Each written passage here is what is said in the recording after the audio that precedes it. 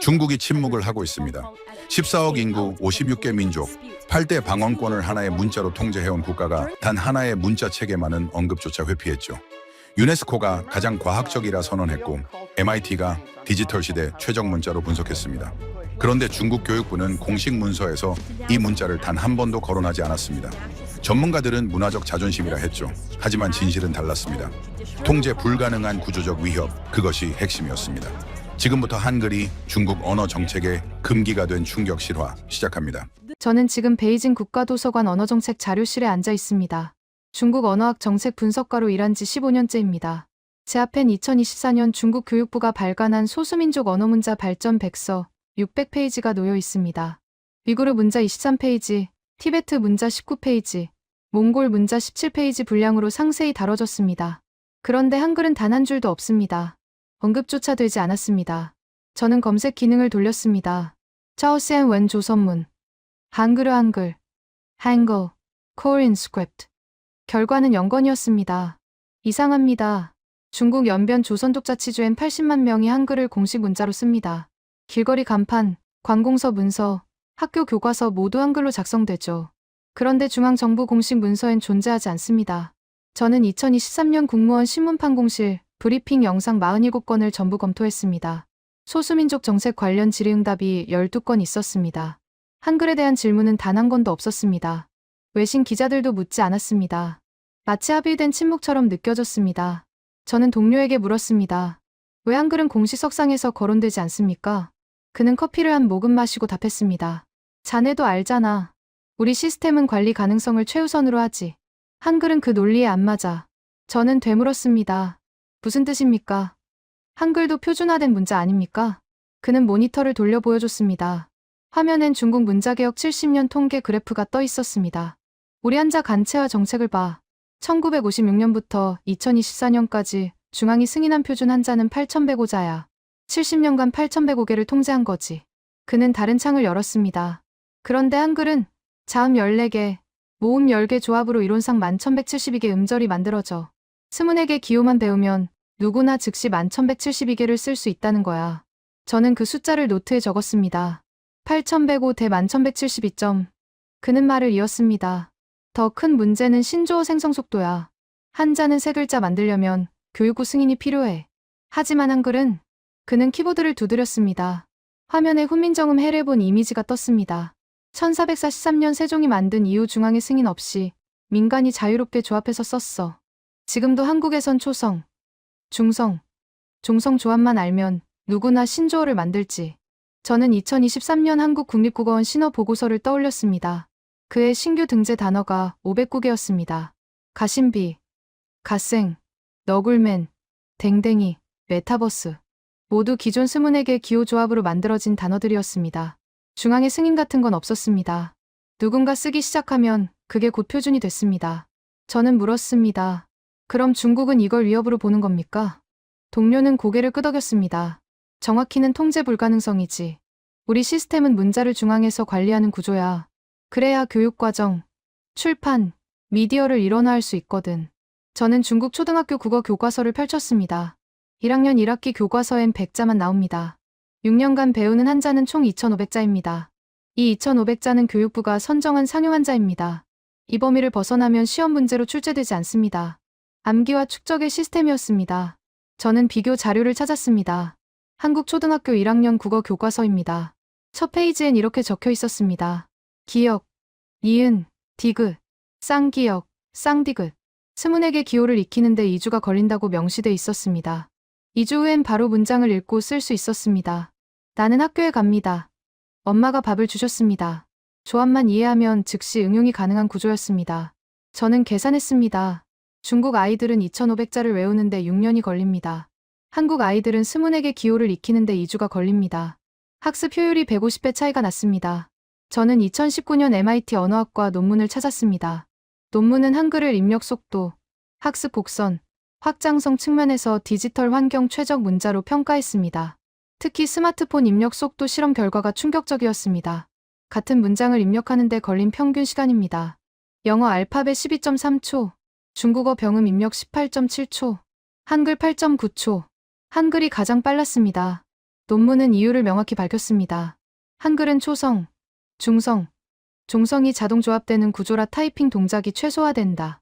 저는 제 스마트폰을 꺼냈습니다. 중국어 입력기를 열었습니다. 와인이 나는 너를 사랑해를 치려면 우에이나를 입력한 뒤 변환 버튼을 눌러야 했습니다. 병음을 한자로 바꾸는 2단계 과정이었습니다. 저는 한글 입력기를 설치했습니다. 나는 너를 사랑해를 쳤습니다. 조합이 실시간 자동으로 됐습니다. 추가 변환 과정이 없었습니다. 저는 그 순간 깨달았습니다. 중국이 한글을 언급하지 않는 이유를. 효율성의 비교 자체가 위협이었습니다. 한글의 존재를 공론화하면 자연스럽게 비교가 시작됩니다. 학습 시간, 입력 속도, 확장성, 디지털 적합성. 모든 지표에서 한글이 압도적으로 우위였습니다. 저는 2024년 교육부 내부 세미나 회의록을 봤습니다. 한 참석자가 이렇게 발언했습니다. 한자 교육 기간을 단축할 방법이 필요합니다. 학생들의 학습 부담이 과도합니다. 다른 참석자가 반박했습니다. 단축은 불가능합니다. 한자는 축적형 문자입니다. 2500자는 최소 기준입니다. 회의는 결론 없이 끝났습니다. 저는 그날 밤 보고서를 작성했습니다. 제목은 조합형 문자 체계의 구조적 위협 분석이었습니다. 하지만 제출하지 않았습니다. 이 보고서가 어떤 질문을 촉발할지 예상됐으니까요. 그렇다면 왜 우리는 조합형 문자로 전환하지 않는가? 그 질문엔 답할 수 없었습니다. 2024년 3월 베이징 중관촌 소프트웨어 파크입니다. 저는 텐센트 AI 연구소 세미나에 참석했습니다. 주제는 다국어 입력기 최적화 전략이었습니다. 발표자는 텐센트 수석 엔지니어였습니다. 그는 화면에 그래프를 띄웠습니다. 현재 중국어 병음 입력기의 평균 오타율은 15.7%입니다. 청중석에서 웅성거림이 일었습니다. 그는 설명을 이었습니다.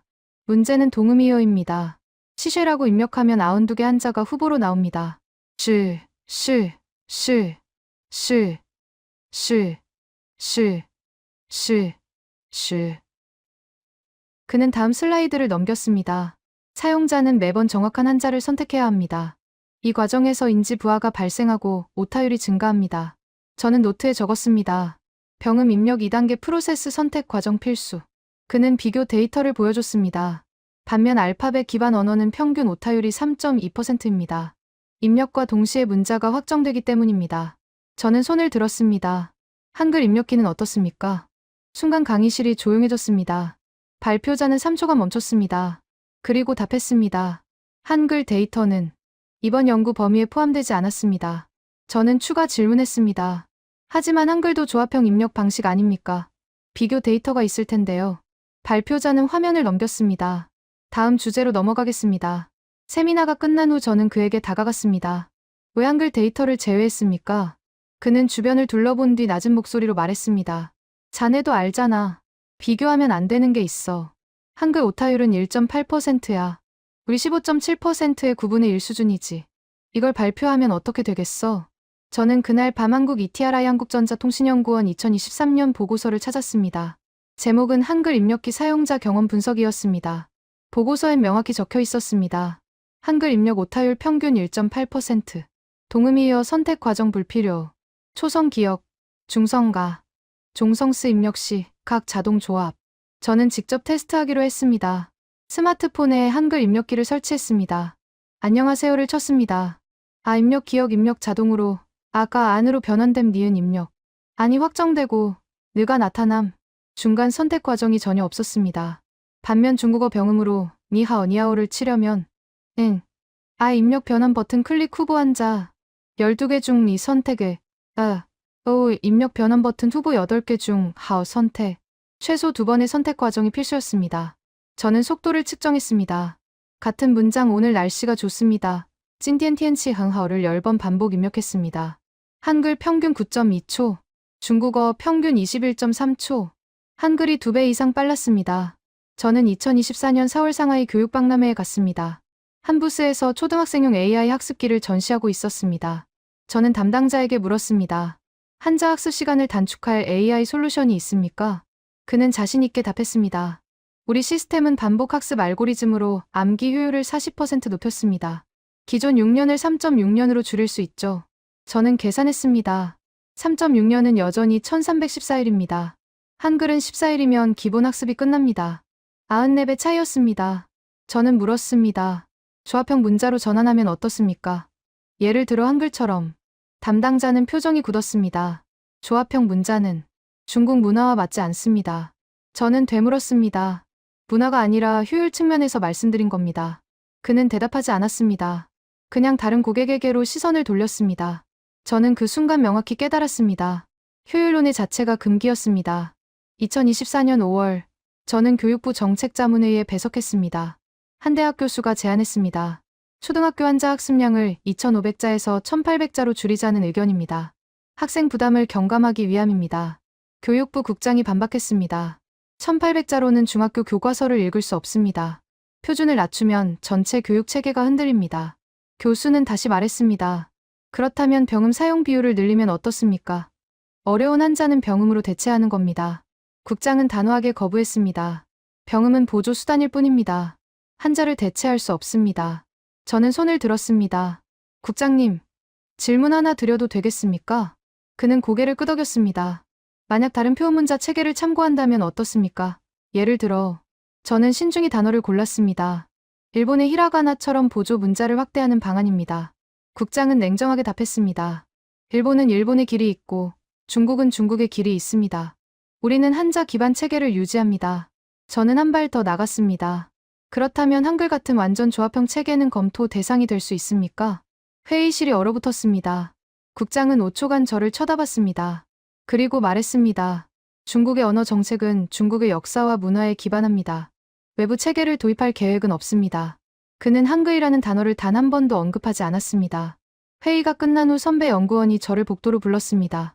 자네 방금 위험한 질문했어. 저는 물었습니다. 뭐가 위험합니까? 학술적 논의였는데요. 그는 한숨을 쉬었습니다. 학술적 논의라고? 자네는 지금 시스템 전체를 부정하는 질문을 한 거야. 한자 교육 6년, 교사 120만 명, 교재 출판 산업 전체가 이 구조로 돌아가. 그런데 조합형으로 바꾸면 2주면 된다는 게 증명되면? 그는 목소리를 낮췄습니다. 그건 70년 정책이 비효율이었다고 인정하는 거야. 누가 그 책임을 지겠어? 저는 아무 말도 하지 못했습니다. 저는 2024년 6월 유네스코 세계문자의 날 행사에 참석했습니다. 각국 언어학자들이 모였습니다. 한 한국 학자가 발표했습니다. 한글은 1997년 유네스코 세계기록유산으로 등재됐습니다. 이유는 명확합니다. 창제 원리가 과학적이고 학습 효율이 탁월하기 때문입니다. 그는 비교 그래프를 보여줬습니다. 문맹 퇴치 소요 기간 국제 비교입니다. 라틴 알파벳 기반 국가 평균 8개월, 한자 기반 국가 평균 3년, 한글 기반 한국은 평균 3주입니다. 그는 유네스코 공식 평가를 인용했습니다. 유네스코는 한글을 가장 합리적이고 배우기 쉬운 문자로 평가했습니다. 저는 중국 대표단 자리를 봤습니다. 5명 모두 고개를 숙이고 메모만 하고 있었습니다. 발표가 끝난 후 질의응답 시간이었습니다. 저는 손을 들지 않았습니다. 중국 대표단 누구도 손을 들지 않았습니다. 침묵으로 일관했습니다. 저는 그날 밤 호텔방에서 데이터를 정리했습니다. 입력 속도 한글 알파벳 중국어, 학습 기간 한글 2주 알파벳 6개월 한자 6년, 오타율 한글 1.8% 알파벳 3.2% 중국어 15.7%, 확장성 한글 11,172개, 조합 가능 한자 8,105자 표준화. 모든 지표에서 한글이 압도적이었습니다. 하지만 중국은 이 데이터를 절대 공론화하지 않았습니다. 저는 이유를 알았습니다. 비교가 시작되는 순간 정당성이 흔들리기 때문입니다. 14억 인구가 6년간 한자를 배우는 동안 한국은 2주 만에 문자 교육을 끝냅니다. 이 팩트가 확산되면 질문이 터져나옵니다. 왜 우리는 70년간 비효율을 유지했습니까? 그 질문엔 답이 없었습니다. 2024년 7월, 저는 선전시 난상구 화웨이 본사에 있었습니다. 화웨이가 자체 개발한 홍몽OS 4.0 발표였습니다. 발표 책임자는 스마트폰 사업부 부총재였습니다. 그는 무대에서 새 기능을 소개했습니다. 홍몽OS 4.0은 다국어 입력 효율을 38% 개선했습니다. 화면에 데모 영상이 재생됐습니다. 중국어, 영어, 일본어, 러시아어 입력 장면이 나왔습니다. 저는 목록을 세심히 봤습니다. 한글이 없었습니다. 질의응답 시간에 한 외신 기자가 물었습니다. 홍몽OS는 몇 개 언어를 지원합니까? 부총재는 답했습니다. 현재 77개 언어를 지원합니다. 기자가 다시 물었습니다. 한글도 포함됩니까? 부총재는 잠시 멈칫했습니다. 한글은 기술적으로 지원 가능합니다. 다만 우선순위 언어 목록에는 포함되지 않았습니다. 저는 이상함을 느꼈습니다. 한국은 화웨이의 주요 시장 중 하나였습니다. 2023년 기준 한국 내 화웨이 스마트폰 점유율은 12%였습니다. 그런데 한글 입력기는 우선순위가 아니라는 겁니다. 발표가 끝난 후 저는 화웨이 엔지니어 한 명을 만났습니다. 저는 직설적으로 물었습니다. 한글 입력기 개발이 기술적으로 어렵습니까? 그는 고개를 저었습니다. 전혀 아니야. 오히려 가장 쉬운 축에 속해. 자음 14개, 모음 10개, 조합 로직만 구현하면 되거든. 중국어 병은 변환보다 훨씬 단순하지. 저는 되물었습니다. 그런데 왜 우선순위에서 밀렸습니까? 그는 주변을 둘러본 뒤 낮은 목소리로 말했습니다. 위에서 내려온 가이드라인이 있어. 한글 입력기를 전면에 내세우지 말라는 거야. 이유는 모르겠어. 다만 비교당하는 걸 원치 않는 것 같더라고. 저는 그 말의 의미를 곱씹었습니다. 비교당하는 걸 원치 않는다. 저는 2024년 8월 광저우 교육기술박람회에 참석했습니다. 한 부스에서 스마트 필기 인식 펜을 전시하고 있었습니다. 학생이 종이에 한자를 쓰면 AI가 인식해서 디지털 텍스트로 변환하는 제품이었습니다. 저는 체험해봤습니다. GSE 학습이라는 글자를 썼습니다.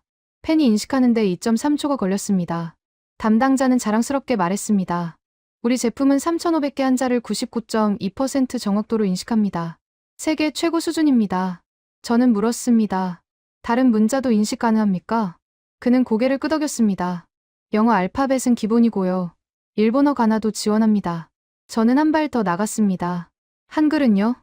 그는 잠시 생각하더니 답했습니다. 한글은 아직 개발 중입니다. 저는 의아했습니다. 한글의 알파벳이나 가나보다 복잡합니까? 그는 난처한 표정을 지었습니다. 복잡하진 않습니다. 다만 수요 조사에서 우선순위가 낮게 나왔습니다. 저는 그 자리에서 한국 전자펜 시장 보고서를 검색했습니다. 2023년 한국 스마트펜 시장 규모는 2,300억 원이었습니다. 수요가 없는 게 아니었습니다. 저는 퇴근 후 동료와 저녁을 먹었습니다. 그는 베이징 원대학 조선어과 교수였습니다. 저는 최근 느낀 의문들을 털어놨습니다. 화웨이도 교육기술 업체들도 한글을 의도적으로 회피하는 것 같습니다. 시장도 있고 기술도 간단한데 왜 그럴까요? 교수는 맥주를 한 모금 마시고 답했습니다. 자네는 연변에 가본 적 있나? 저는 고개를 끄덕였습니다. 2015년에 한 번 갔었습니다. 그는 말을 이었습니다. 연변 조선족 자치주는 한글 공식 사용 지역이야. 거리 간판, 관공서 문서, 학교 교과서 전부 한글이지. 그런데 이상한 점이 있어. 저는 귀를 기울였습니다. 연변 지역 한글 교육은 철저히 지역 내부에만 한정돼 있어. 베이징이나 상하이 사람들은 연변에서 한글이 쓰인다는 사실조차 잘 모르지. 중앙 언론도 거의 다루지 않아. 저는 고개를 끄덕였습니다. 그건 소수민족 자치 정책 아닙니까? 지역 문화를 존중하는 거죠. 교수는 쓴웃음을 지었습니다. 존중? 아니야. 격리에 가까워. 한글의 효율성이 전국적으로 알려지면 곤란하거든. 그는 목소리를 낮췄습니다. 만약 14억 중국인이 조선족은 2주 만에 문자를 배운다는 걸 알게 되면 그들이 왜 우리는 6년을 써야 하나라고 묻기 시작하면? 저는 침묵했습니다. 교수는 계속 말했습니다. 중국 시스템은 표준화와 통제로 작동해. 한자는 그 시스템에 완벽히 맞아. 복잡하고 배우기 어렵고 중앙이 관리하기 좋지. 그런데 한글은 정반대야. 간단하고 빠르게 배우고 누구나 자유롭게 조합할 수 있어. 이건 시스템과 충돌하는 구조야. 저는 2024년 9월 교육부 내부 데이터베이스에 접속했습니다. 소수민족 문자 교육 현황 보고서를 열었습니다. 위구르어 교육 예산 12억 위안, 티베트어 교육 예산 9억 위안, 몽골어 교육 예산 7억 위안, 조선어 한글 교육 예산 3억 위안. 저는 인구 대비 예산을 계산했습니다. 위구르족 1인당 예산 120위안, 티베트족 1인당 예산 150위안, 몽골족 1인당 예산 117위안, 조선족 1인당 예산 37위안, 조선족 예산이 가장 적었습니다. 저는 예산 항목을 자세히 봤습니다. 위구르어, 티베트어, 몽골어는 전국 보급 프로그램 항목이 있었습니다. 조선어에는 없었습니다. 지역 한정 운영이라고만 명시돼 있었습니다. 저는 그 의미를 이해했습니다. 확산을 막고 있었습니다. 저는 2024년 10월 칭화대학교 언어학 세미나에 참석했습니다. 한 박사과정 학생이 발표했습니다. 주제는 디지털 시대의 문자 효율성 비교 연구였습니다. 그는 각국 문자의 입력 속도, 학습 곡선, 오타율을 비교했습니다. 데이터는 명확했습니다. 한글이 모든 항목에서 1위였습니다. 발표가 끝난 후 지도교수가 말했습니다. 좋은 연구입니다. 하지만 논문 제목을 바꾸는 게 좋겠습니다. 학생은 당황했습니다. 무슨 문제가 있습니까? 교수는 신중하게 말했습니다. 한글을 너무 부각하지 마십시오. 대신 조합형 문자 시스템의 일반적 효율성으로 제목을 바꾸세요. 특정 문자를 명시하지 말고요. 학생은 이해하지 못했습니다. 하지만 한글이 유일한 완전 조합형 표현 문자인데요. 이름을 빼면 연구 의미가 흐려집니다. 교수는 단호하게 말했습니다. 그래도 빼십시오. 게재를 원한다면요. 저는 그 장면을 지켜봤습니다. 학술적 자기검열이었습니다. 저는 세미나가 끝난 후 학생에게 다가갔습니다. 왜 한글을 명시하면 안 됩니까? 학생은 한숨을 쉬었습니다. 선배들이 그러더라고요. 한글 관련 논문은 심사 과정에서 자주 반려된다고. 명확한 이유 없이 연구 범위 부적절 판정을 받는데요. 저는 중국 학술 데이터베이스 CNKI를 검색했습니다. 키워드 한글 효율성. 결과 7건. 키워드 한자 우월성. 결과 1832건. 한글 연구는 억제되고 한자 우월성 연구는 장려되고 있었습니다. 저는 그날 밤 깨달았습니다. 중국은 한글을 공식적으로 금지하지 않았습니다. 대신 구조적으로 비가시화했습니다. 예산 축소, 연구 억제, 기술 개발 지연, 언론 보도 회피. 침묵의 장벽이었습니다. 저는 노트에 적었습니다. 한글은 금지되지 않았다. 다만 존재하지 않는 것처럼 다뤄질 뿐이다. 2024년 11월, 저는 제네바 유엔 유네스코 본부에 있었습니다. 세계 문해력 증진 포럼이 열렸습니다. 47개국 교육 정책 전문가들이 모였습니다. 저는 중국 대표단 일원으로 참석했습니다. 첫날 기조연설은 유네스코 교육국장이었습니다. 그는 화면에 세계 문맹률 지도를 띄웠습니다. 사하라 이남 아프리카는 붉은색으로 표시됐습니다. 문맹률 40% 이상 지역이었습니다. 국장은 말했습니다. 문자 체계의 복잡성은 문해 교육의 가장 큰 장애물입니다. 배우기 어려운 문자일수록 문맹 퇴치에 더 오랜 시간이 걸립니다. 그는 다음 슬라이드를 넘겼습니다. 반면 한국의 문맹률은 0.2%입니다. 이는 OECD 국가 중 최저 수치입니다. 화면에 한글 자모표가 나타났습니다. 기역, 니은, 디귿, 이을, 미음. 국장은 설명했습니다. 한글은 스문에게 기호 조합으로 작동합니다. 유네스코는 이를 문맹 퇴치에 가장 효과적인 문자 체계로 평가했습니다. 저는 중국 대표단석을 봤습니다. 교육부 부국장은 표정 없이 메모만 하고 있었습니다. 국장은 계속 말했습니다. 2009년 인도네시아 찌아찌아족은 한글을 공식 문자로 채택했습니다. 6개월 만에 마을 전체 문맹률이 87%에서 12%로 떨어졌습니다. 청중석에서 박수가 터졌습니다. 저는 손뼉을 치지 않았습니다. 아니, 칠 수 없었습니다. 오후 세션은 패널 토론이었습니다. 주제는 개발도상국 문해 교육 전략이었습니다. 케냐 교육부 장관이 발언했습니다. 케냐는 현재 스와힐리어와 영어를 공용어로 씁니다. 하지만 농촌 지역 문맹률은 여전히 35%입니다. 우리는 더 효율적인 문자 체계가 필요합니다. 그는 질문했습니다. 한글 같은 조합형 문자를 도입하면 어떻습니까? 케냐 언어에도 적용 가능할까요? 한국 대표가 답했습니다. 가능합니다. 한글의 음소 조합 원리는 언어 중립적입니다. 실제로 2012년 볼리비아 아이마라어, 2015년 태국 산악 소수민족 언어에도 적용된 사례가 있습니다. 케냐 장관은 눈을 빛냈습니다. 학습 기간은 얼마나 걸립니까? 한국 대표는 명확히 답했습니다. 성인 기준 평균 3주입니다. 아동은 더 빠릅니다. 청중석에서 웅성거림이 일었습니다. 저는 중국 부국장의 표정을 살폈습니다. 그는 입술을 꽉 다물고 있었습니다. 휴식 시간에 저는 케냐 장관에게 다가갔습니다. 그는 흥분한 목소리로 말했습니다. 놀랍습니다. 3주 만에 문맹을 퇴치할 수 있다니. 우리는 지금 5년 과정 프로그램을 운영하는데도 성공률이 60%밖에 안 됩니다. 저는 조심스럽게 물었습니다. 한글 도입을 진지하게 고려하십니까? 그는 고개를 끄덕였습니다. 교육부로 돌아가는 즉시 검토에 들어갈 겁니다. 한국 정부의 기술 지원을 요청할 생각입니다. 저는 그날 밤 호텔 방에서 보고서를 작성했습니다. 제목은 유네스코 포럼 동향 분석이었습니다. 저는 한글 관련 내용을 단 한 줄도 쓰지 않았습니다. 대신 영어 교육 확대 필요성 같은 안전한 주제만 다뤘습니다. 보고서를 제출하면 상부에서 읽을 것입니다. 한글 효율성을 강조하면 불편한 질문이 돌아올 것입니다. 그렇다면 중국은 왜 그 방식을 참고하지 않는가? 저는 그 질문에 답할 수 없었습니다. 2024년 12월, 저는 싱가포르 난양기술대학교 세미나에 참석했습니다. 주제는 아시아 다국어 교육 정책 비교였습니다. 싱가포르 교육부 연구원이 발표했습니다. 싱가포르는 영어, 중국어, 말레이어, 타밀어를 공용어로 씁니다. 학생들은 최소 2개 언어를 배워야 합니다.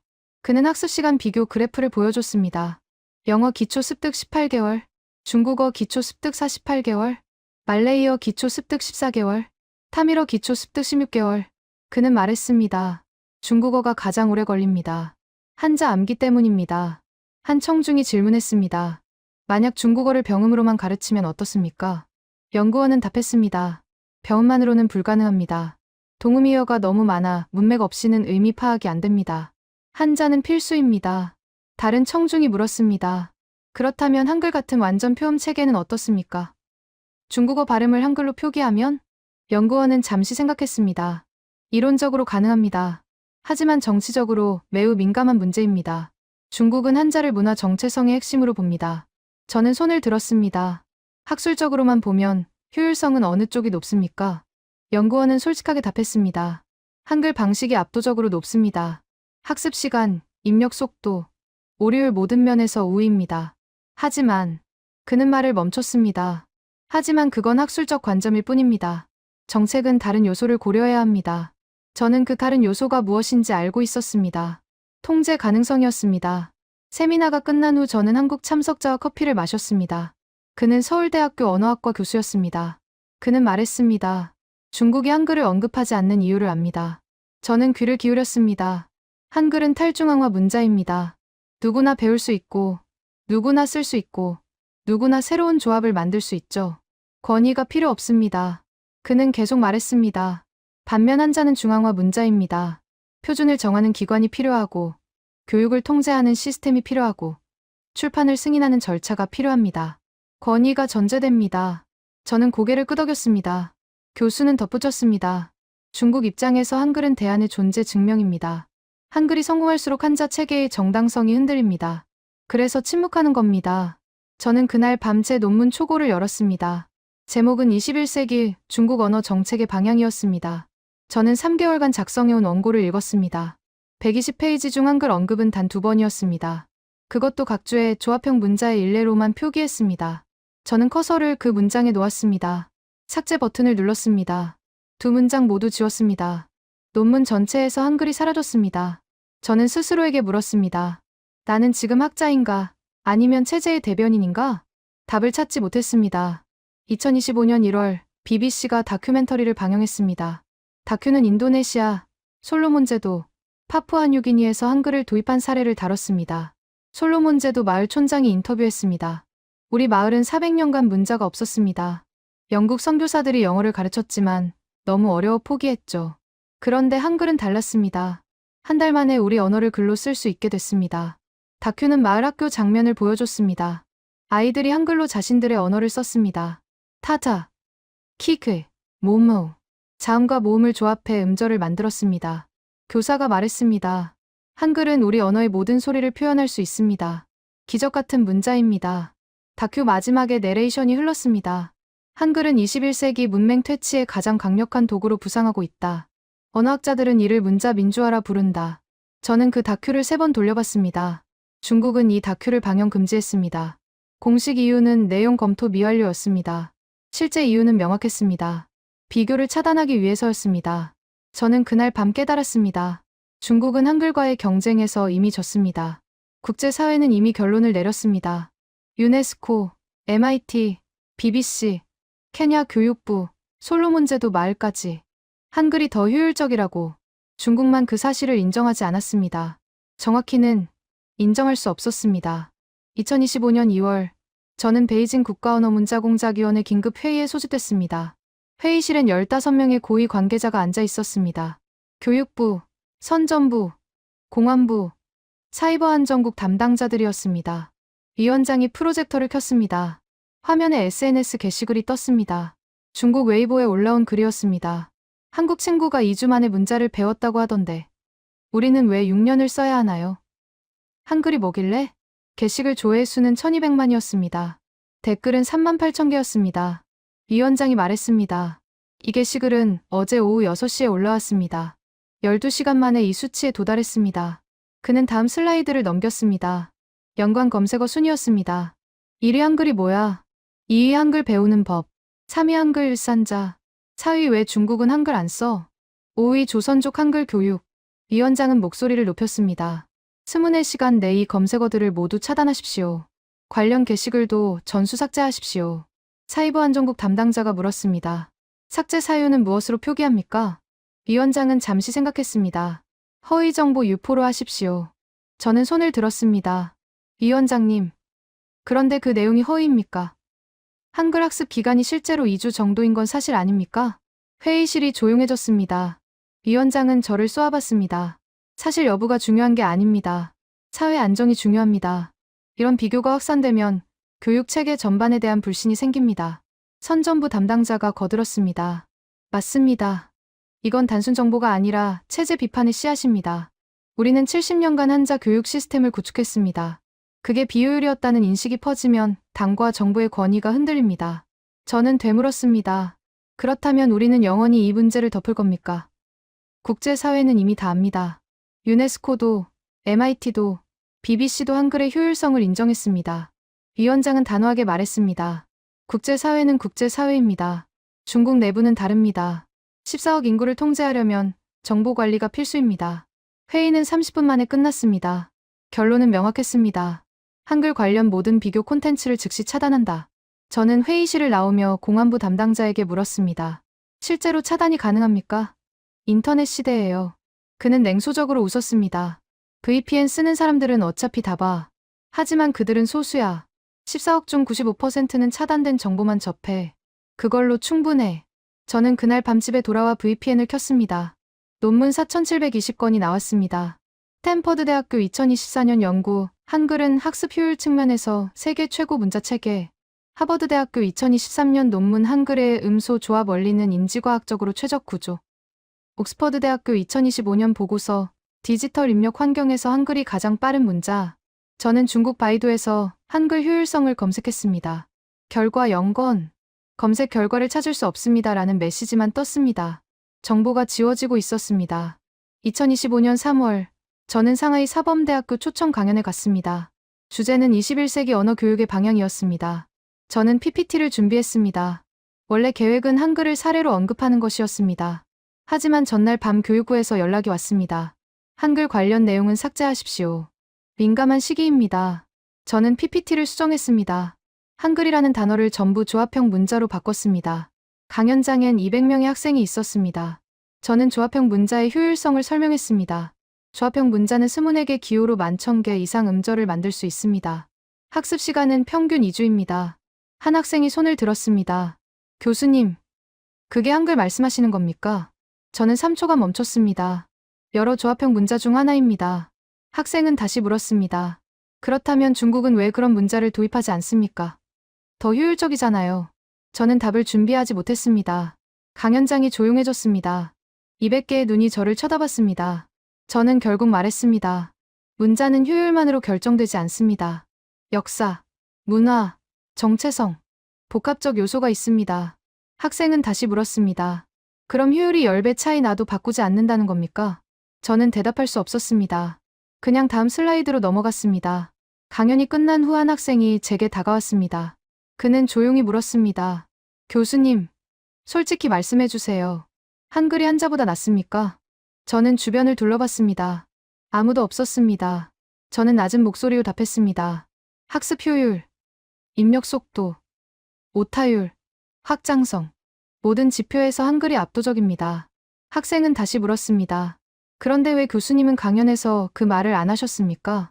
저는 솔직하게 답했습니다. 말하면 안 되니까요. 학생은 이해했다는 듯 고개를 끄덕였습니다. 그리고 떠났습니다. 저는 그날 밤 자책했습니다. 저는 학자가 아니라 선전원이었습니다.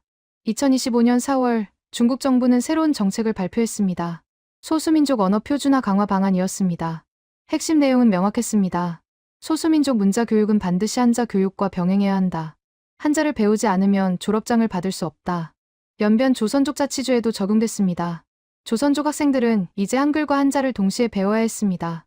학습 부담이 2배로 늘었습니다. 한 조선족 교사가 언론 인터뷰에서 말했습니다.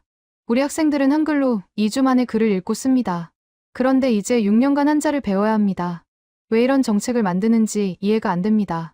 그 인터뷰는 수문의 시간 내 삭제됐습니다. 교사는 부적절한 발언으로 경고를 받았습니다. 저는 그 정책의 진짜 목적을 알았습니다. 한글의 효율성을 희석시키는 것이었습니다. 조선족이 한글만 쓰면 2주 만에 문자 습득이라는 사실이 명확히 드러납니다. 하지만 한자를 강제로 병행시키면 그 효율이 가려집니다. 조선족도 결국 6년 걸린다는 인식을 만들 수 있었습니다.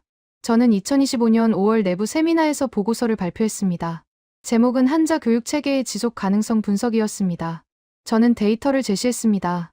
중국 초등학생 연간 한자 학습 시간 720시간, 한국 초등학생 연간 한글 학습 시간 48시간, 15배 차이였습니다. 저는 결론을 내렸습니다. 현재 체계는 교육 자원의 비효율적 배분을 초래하고 있습니다. 발표가 끝나자 한 고위 관계자가 말했습니다. 당신은 한자를 포기하자는 겁니까? 저는 답했습니다. 포기가 아니라 개선입니다. 더 효율적인 방법을 검토해보자는 겁니다. 그는 냉소했습니다. 효율? 당신은 아직도 모르는군요. 이건 효율의 문제가 아닙니다. 통제의 문제입니다. 저는 되물었습니다. 무슨 뜻입니까? 그는 명확히 말했습니다. 한자는 배우기 어렵기 때문에 가치가 있습니다. 6년을 투자해야 하기 때문에 쉽게 포기할 수 없습니다. 그 투자가 곧 체제에 대한 의존입니다. 하지만 2주 만에 배우는 문자라면? 그는 웃었습니다. 그건 누구나 쓸 수 있습니다. 통제가 불가능하죠. 저는 그 순간 깨달았습니다. 중국이 한글을 두려워하는 진짜 이유를. 효율성이 아니었습니다. 자유였습니다. 한글은 누구나 2주 만에 배울 수 있습니다. 중앙의 승인이 필요 없습니다. 교육기관이 필요 없습니다. 누구나 자유롭게 쓸 수 있습니다. 그게 가장 큰 위협이었습니다. 2025년 6월, 저는 충칭시 교육청 긴급 보고를 받았습니다. 한 중학교에서 학생 120명이 집단으로 한글을 배우고 있다는 내용이었습니다. 교육청 담당자는 당황한 목소리로 말했습니다. 학생들이 자체적으로 한글 스터디 그룹을 만들었습니다. SNS로 교재를 공유하고 온라인으로 학습하고 있습니다. 저는 물었습니다. 왜 한글을 배웁니까? 누가 시킨 겁니까? 담당자는 답했습니다. 아무도 시키지 않았습니다. 학생들이 스스로 결정했습니다. 이유는 빠르고 쉽기 때문이라고 합니다. 저는 그 학교에 직접 갔습니다. 교실 뒤편에서 5명의 학생을 인터뷰했습니다. 한 여학생이 말했습니다. 저는 한자 쓰는 게 너무 힘들었어요. 시험 때마다 손목이 아팠죠. 그런데 한글은 3일 만에 기본을 익혔어요. 너무 신기했어요. 남학생이 거들었습니다. 친구가 유튜브 영상을 보여줬어요. 한글 배우는 법이었죠. 기역, 니은, 디귿, 24개만 외우면 된다고 하더라고요. 해봤더니 정말 그렇더라고요. 저는 물었습니다. 한글로 무엇을 씁니까? 한 학생이 노트를 꺼냈습니다. 한글로 빼곡히 적혀 있었습니다. 일기요. 중국어를 한글로 표기해요. 워아이니 워아이니. 나는 너를 사랑해를 워아이니로 쓰는 거죠. 한자보다 10배는 빠릅니다. 저는 충격받았습니다. 학생들은 한글을 한자 대체 수단으로 쓰고 있었습니다. 다른 학생이 말했습니다. 선생님들은 모르시는데요. 우리 반 절반이 한글을 써요. 시험 준비할 때 한글로 메모하면 훨씬 빠르거든요. 저는 교육청 담당자에게 물었습니다. 이 현상이 다른 학교에도 있습니까? 그는 고개를 끄덕였습니다. 충칭만 해도 17개 학교에서 확인됐습니다. 상하이, 광저우, 청도에서도 유사 사례가 보고되고 있습니다. 저는 그날 밤 베이징으로 돌아와 긴급 보고서를 작성했습니다. 제목은 청소년층 한글 자발적 학습 현상 분석이었습니다. 저는 핵심 문장을 적었습니다. 차단은 이미 실패했다. 정보는 확산되고 있다. 2025년 7월 교육부는 대책회의를 소집했습니다. 저는 보고서를 발표했습니다. 현재 중국 내 18세 이하 청소년 중 약 230만 명이 한글을 학습한 것으로 추정됩니다. 이들은 주로 온라인 커뮤니티를 통해 자발적으로 배우고 있습니다. 교육부 부장이 물었습니다. 왜 학생들이 한글을 배웁니까? 실용성도 없는데. 저는 답했습니다. 실용성이 있습니다. 한글로 중국어 발음을 표기하면 한자보다 훨씬 빠릅니다. 학생들은 이를 개인 암호 체계처럼 사용합니다. 부장은 얼굴을 찡그렸습니다. 암호 체계라니 무슨 말입니까? 저는 설명했습니다. 한글은 교사들이 모릅니다. 학생들끼리만 소통 가능한 비밀 문자가 된 겁니다. 시험 준비, 일기, 친구 간 메시지 모두 한글로 씁니다. 선전부 담당자가 끼어들었습니다. 이건 심각한 문제입니다. 통제 불가능한 문자가 확산되고 있다는 뜻입니다. 교육부 부장이 물었습니다. 대책은 무엇입니까? 저는 솔직하게 답했습니다. 현실적으로 막을 방법이 없습니다. 한글은 스문에게 기호만 알면 됩니다. 유튜브, 틱톡, 인스타그램 어디서든 배울 수 있습니다. VPN 없이도 접근 가능한 콘텐츠가 수만 건입니다. 회의실이 조용해졌습니다. 부장은 한숨을 쉬었습니다. 그렇다면 우리는 속수무책이란 말입니까? 저는 고개를 끄덕였습니다. 2025년 8월, 더 큰 사건이 터졌습니다. 광저우의 한 IT 스타트업이 한글 기반 중국어 입력기를 출시했습니다. 앱 설명은 간단했습니다. 중국어를 한글로 표기하세요. 입력 속도 3배 향상. 앱은 24시간 만에 다운로드 50만 건을 돌파했습니다. 앱스토어 리뷰가 폭발했습니다. 미친 속도다. 병음보다 훨씬 빠르다. 드디어 나온 앱이다. 한자 안 써도 되니 너무 편하다. 회의록 작성 시간이 절반으로 줄었다. 저는 그 앱을 다운받았습니다. 직접 테스트했습니다. 찐디엔티엔치 항하 오늘 날씨가 좋다를 입력했습니다. 3배 빨랐습니다. 저는 개발사에 연락했습니다. 대표는 30대 엔지니어였습니다. 그는 흥분한 목소리로 말했습니다. 반응이 폭발적입니다. 하루 다운로드가 100만 건을 넘었습니다. 특히 대학생과 직장인들이 열광하고 있습니다. 저는 물었습니다. 정부 승인은 받았습니까? 그는 웃었습니다. 승인이 필요 없습니다. 이건 입력 도구일 뿐입니다. 불법도 아니고요. 저는 경고했습니다. 하지만 이건 민감한 영역입니다. 문자 정책과 관련됩니다. 그는 단호하게 말했습니다. 저는 법을 어기지 않았습니다. 사용자들이 더 빠른 입력 방법을 원합니다. 저는 그 수요에 응답했을 뿐입니다. 2025년 8월 15일 앱은 삭제됐습니다. 공식 이유, 보안 심사 미통과 실제 이유는 명확했습니다. 한글 확산 차단이었습니다. 하지만 이미 늦었습니다. 앱 파일은 인터넷에 퍼졌습니다.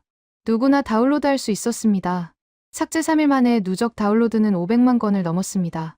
저는 2025년 9월 베이징 대학교 강연에 갔습니다. 강연 후 질의응답 시간이었습니다. 한 학생이 손을 들었습니다. 교수님, 정부는 왜 한글을 두려워합니까? 저는 3초간 침묵했습니다. 그리고 답했습니다. 두려워하지 않습니다. 다만, 관리가 어렵습니다. 학생은 다시 물었습니다. 관리가 어렵다는 게 통제가 안 된다는 뜻 아닙니까? 저는 대답할 수 없었습니다. 다른 학생이 손을 들었습니다. 저는 한글을 3일 만에 배웠습니다. 6년간 배운 한자보다 쉬웠습니다. 이게 사실인데 왜 교과서엔 없습니까? 또 다른 학생이 소리쳤습니다. 저도 한글 씁니다. 메모할 때 한자보다 10배 빠릅니다. 왜 이런 문자를 숨깁니까? 강연장이 술렁였습니다. 저는 마이크를 내려놨습니다. 답할 수 없었습니다. 저는 무대에서 내려왔습니다. 한 학생이 제게 다가왔습니다. 그는 조용히 말했습니다. 교수님, 저는 교수님이 거짓말하는 걸 압니다. 교수님도 한글이 더 낫다는 걸 아시잖아요. 저는 고개를 돌렸습니다. 학생은 계속 말했습니다. 교수님이 진실을 말하지 못하는 이유를 압니다. 하지만 우리는 이미 알고 있습니다. 인터넷은 국경이 없습니다. 저는 그날 밤 사직서를 작성했습니다. 제출하지는 않았습니다. 하지만 학자로서의 양심은 이미 사직한 상태였습니다. 2025년 10월, 중국 정부는 새로운 규정을 발표했습니다. 외국 문자 기반 입력 도구 사용 제한 지침이었습니다. 핵심 내용 한글 기반 중국어 입력 앱 개발 및 배포 금지. 하지만 이미 수백만 명이 사용하고 있었습니다. 규정 발표 일주일 후 온라인 커뮤니티에 새로운 앱이 등장했습니다. 이전 앱의 복제본이었습니다. 삭제되면 또 다른 이름으로 다시 나타났습니다. 막을 수 없었습니다. 저는 2025년 11월 내부 보고서를 작성했습니다. 제목은 한글 확산 현상의 불가역성 분석이었습니다. 결론은 명확했습니다. 차단은 실패했다. 한글은 이미 중국 청소년 문화의 일부가 됐다. 금지는 오히려 반발을 키울 것이다. 보고서는 상부로 올라갔습니다. 한 달 뒤 답변이 왔습니다. 보고서 내용을 외부에 유출하지 말 것. 추가 연구 중단. 저는 그 의미를 알았습니다. 인정할 수 없으니 묻어버리겠다는 뜻이었습니다. 하지만 현실은 묻히지 않았습니다. 한글은 이미 통제 불가능한 영역으로 넘어갔습니다. 14억 인구 중 단 1%만 써도 1,400만 명입니다. 그들은 더 빠르고, 더 쉽고, 더 자유로운 문자를 경험했습니다. 되돌릴 수 없었습니다. 2025년 12월, 저는 중난하이종 낭하이 국무원 회의실에 소집됐습니다. 최고위급 언어정책 긴급회의였습니다. 국무위원, 교육부 부장, 선전부 부부장, 사이버안전국장이 참석했습니다. 회의 주제는 한글 확산 사태 최종 대응책이었습니다. 국무위원이 입을 열었습니다. 현황부터 보고하십시오. 사이버안전국장이 화면을 띄웠습니다. 2025년 12월 기준 한글 학습자는 추정 800만 명입니다. 이 중 70%가 18세에서 35세 사이입니다. 그는 다음 데이터를 보여줬습니다. 웨이보, 더우인 틱톡, 샤오홍슈에서 한글 관련 게시글은 일평균 12만 건입니다. 삭제 속도보다 생성 속도가 빠릅니다. 교육부 부장이 덧붙였습니다. 대학 캠퍼스에서는 한글이 일종의 또래 문화가 됐습니다. 학생들은 한글을 쓰는 것을 쿨하다고 여깁니다. 금지할수록 더 확산되는 역효과가 발생하고 있습니다. 국무위원은 인상을 찌푸렸습니다. 그렇다면 왜 학생들이 한글의 매력을 느낍니까? 저는 손을 들었습니다. 말씀드려도 되겠습니까?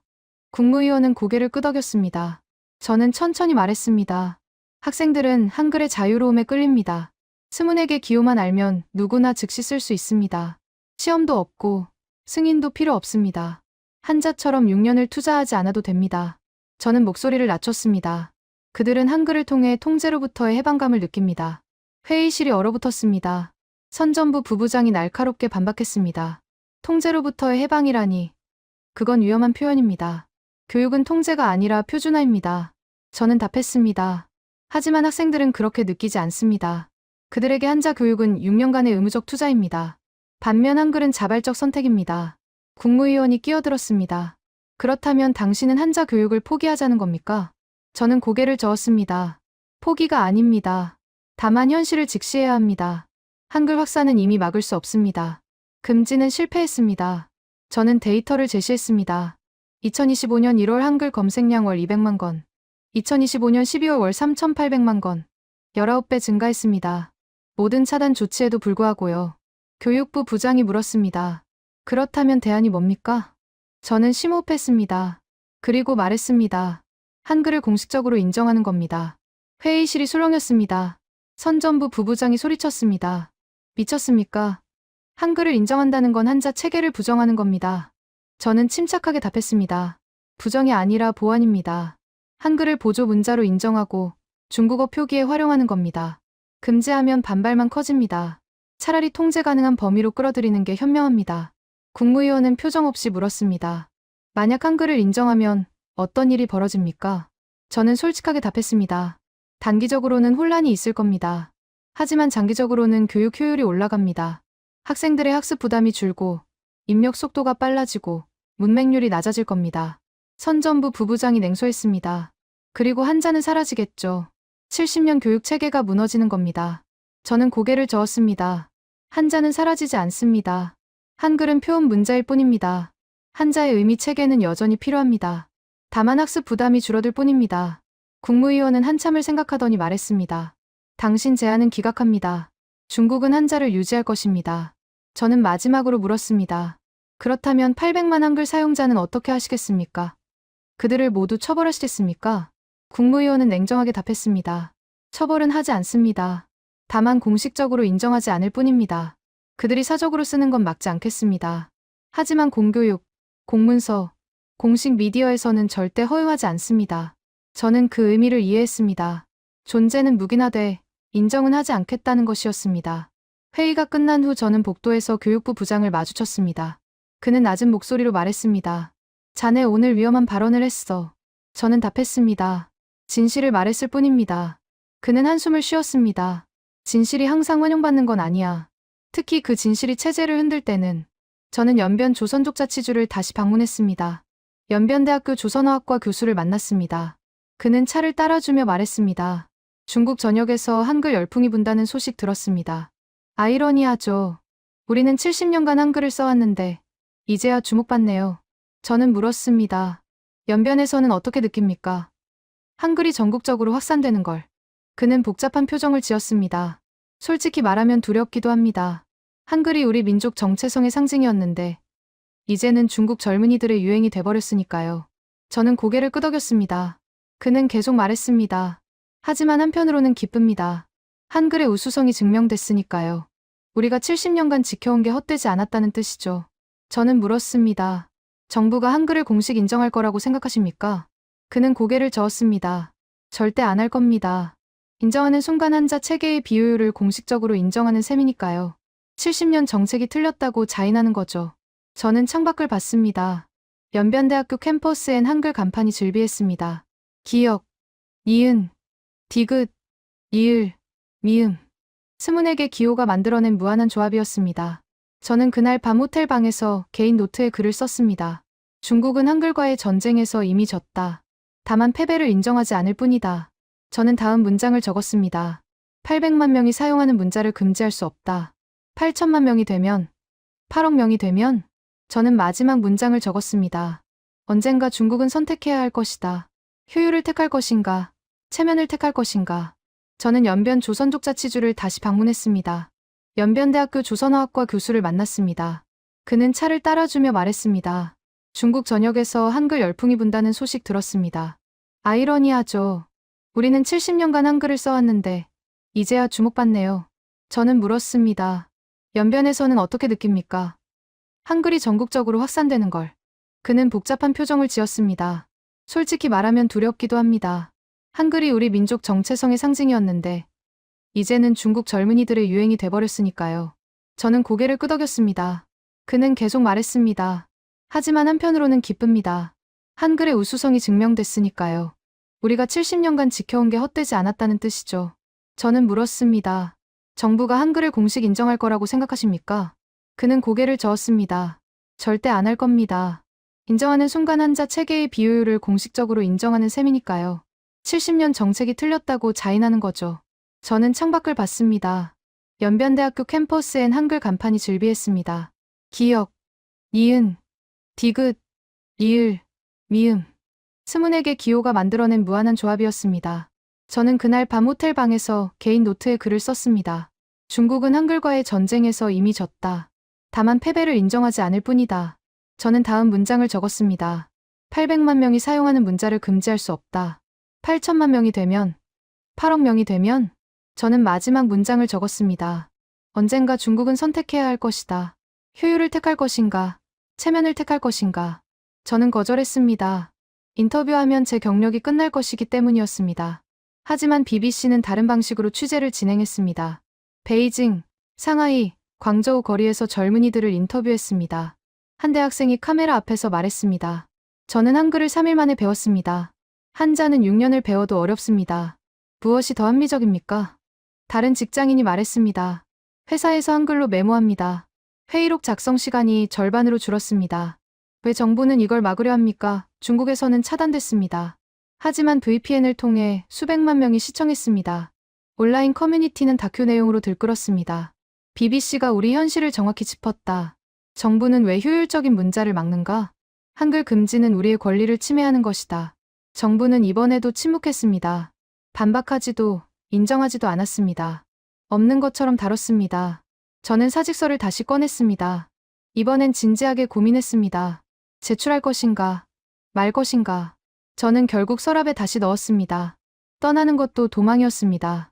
남아서 기록하는 게 제 역할이라고 생각했습니다. 언젠가 이 시대가 역사가 될 때 누군가는 진실을 증언해야 했습니다. 저는 그 증인이 되기로 했습니다. 그 후 몇 주가 지났습니다. 저는 베이징 국가도서관 지하 자료실에 앉아 있었습니다. 제 앞엔 지난 70년간의 중국 언어정책 문서가 쌓여 있었습니다. 1956년 한자간 체화 방안부터 2026년 소수민족 언어 표준화 지침까지. 저는 한 가지 공통점을 발견했습니다. 모든 정책의 핵심은 통제였습니다. 문자를 통제하면 교육을 통제할 수 있습니다. 교육을 통제하면 사고를 통제할 수 있습니다. 사고를 통제하면 사회를 통제할 수 있습니다. 한자는 완벽한 통제 도구였습니다. 배우기 어렵고 표준화가 필요하고 중앙의 승인이 전제됐습니다. 그런데 한글은 그 논리를 무너뜨렸습니다. 24개 기호만 알면 누구나 즉시 사용할 수 있었습니다. 중앙의 승인이 필요 없었습니다. 통제가 불가능한 구조였습니다. 며칠 후, 저는 교육부 내부 세미나에 참석했습니다. 주제는 2026년 교육과정 개편 방향이었습니다. 한 연구원이 제안했습니다. 초등학교 한자 학습량을 2,500자에서 2,000자로 줄이는 건 어떻습니까? 학생 부담을 경감하기 위함입니다. 교육부 국장은 즉시 거부했습니다. 불가능합니다. 2,000자로는 중학교 교과서를 읽을 수 없습니다. 다른 연구원이 물었습니다. 그렇다면 한글 같은 보조 문자를 도입하면 어떻습니까? 어려운 한자를 한글로 표기하는 겁니다. 국장은 얼굴을 붉혔습니다. 한글 이야기는 이제 그만하십시오. 우리는 한자 국가입니다. 한자로 충분합니다. 저는 손을 들었습니다. 국장님, 질문 하나만 드리겠습니다. 지금 이 순간에도 800만 명이 한글을 쓰고 있습니다. 이들을 어떻게 하시겠습니까? 국장은 침묵했습니다. 그리고 답했습니다. 그들이 사적으로 쓰는 건 상관없습니다. 다만 공식 영역에는 진입시키지 않을 것입니다. 저는 되물었습니다. 그게 가능하다고 보십니까? 800만이 8천만이 되면요? 국장은 단호하게 말했습니다. 그런 일은 없을 겁니다. 하지만 저는 알고 있었습니다. 이미 그런 일이 벌어지고 있었습니다. 그 후 한 달이 지났습니다. 저는 상하이 푸단대학교에서 초청 강연을 했습니다. 강연 후 한 학생이 제게 다가왔습니다. 그는 노트북을 열어 보여줬습니다. 화면엔 한글로 가득 찬 문서가 있었습니다. 이게 뭡니까? 저는 물었습니다. 학생은 답했습니다. 제 졸업 논문입니다. 중국어를 한글로 표기했습니다. 한자로 쓰면 8천자인데 한글로는 5천자로 줄었습니다. 저는 놀랐습니다. 학교에 제출하려고요? 학생은 고개를 저었습니다. 아니요. 제출은 한자로 할 겁니다. 하지만 작성은 한글로 했습니다. 훨씬 빠르거든요. 나중에 한자로 변환하면 되니까요. 저는 다른 학생들을 봤습니다. 10명 중 3명이 고개를 끄덕였습니다. 저도 그렇게 합니다. 저도요. 한글로 초안 쓰고 한자로 정리합니다. 저는 깨달았습니다. 한글은 이미 중국 학생들의 일상 도구가 됐습니다. 공식적으로는 인정받지 못했지만 실질적으로는 필수가 됐습니다. 정부는 표면을 통제했지만 실체는 이미 흘러갔습니다. 며칠 뒤 저는 동료 교수와 저녁을 먹었습니다. 그는 광저우 중산대학교 언어학과 교수였습니다. 그가 말했습니다. 우리 대학에서도 한글 현상이 심각해. 학생들이 수업 중에 한글로 필기해. 교수들은 모르지만 학생들끼리는 다 알아.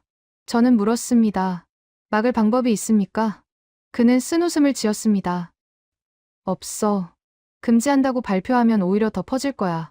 지금은 조용히 쓰고 있지만 금지하면 반발이 터질 거라고.